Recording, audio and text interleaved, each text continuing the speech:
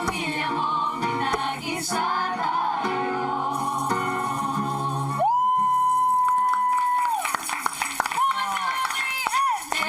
Thank you, ang babait ninyo, thank you. Thank you, Tita Jovel.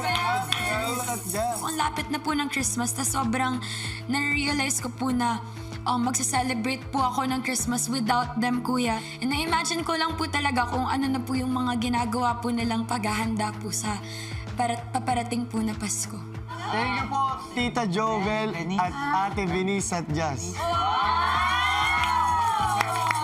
Thank you, Mommy. Thank you, Ate.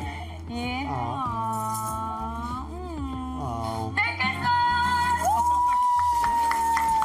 Mas nagkaroon po ako, Kuya, ng energy at mas naging motivated po ako, Kuya, to really give my best.